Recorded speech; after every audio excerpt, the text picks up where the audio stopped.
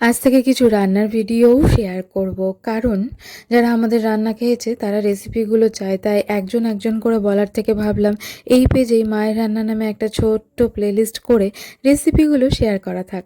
আসলে এত ভালোবেসে আমি আর মা 2 বছর আগে রান্নাগুলো করতাম, ভিডিও বানাতাম, এডিটিং করতাম, কিছু ভিডিও আপলোডও করেছিলাম অন্য চ্যানেলে। তারপর সেই চ্যানেলটা কিছু কারণে নষ্ট হয়ে যায়, কিন্তু ভিডিওগুলো ল্যাপটপ থেকে ডিলিট করতে পারিনি। অনেক ভালোবেসে করেছিলাম তো। এখন আমি অনেক হেলদি লাইফস্টাইলে চলে এসেছি, তবে এটা বুঝেছি যে রান্না একটা স্কিল যেটা জীবন ধারণের জন্য খুব প্রয়োজন। গত 2 বছরে 10 কেজি ওয়েট কমেছে, তবে এখনও আমি এইসব রান্নাই খাই। তাছাড়া আমি একজন মাল্টিফ্যাসেটেড মানুষ, তাই ভাবলাম যে আমি এখনও তো প্রপার নিচ ডাউন করতে পারিনি, আর আমি সমাজের মতো হতেও চাই না। বিশ্বাস করুন যে আমার একটাই নিচ থাকতে হবে, তাই আমি আমার মতো হতে চাই। তাই আমার এটাও একটা স্কিল, তাই এটাও শেয়ার করা থাক। যদিও আমি এখন বিউটি পেজেন্ট নিয়ে ব্যস্ত, কিন্তু রেসিপিও শেয়ার করা থাক।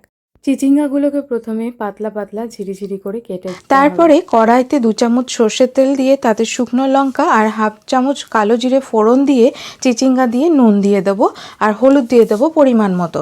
ঢাকা দিয়ে রান্না হয়ে গেছে। চিচিঙ্গাটা জলটাকে শুকিয়ে নেবো খুলে, তারপরে লঙ্কা দিয়ে দেবো পরিমাণ মতো, 1 চামচ মতো দিলাম গুড়।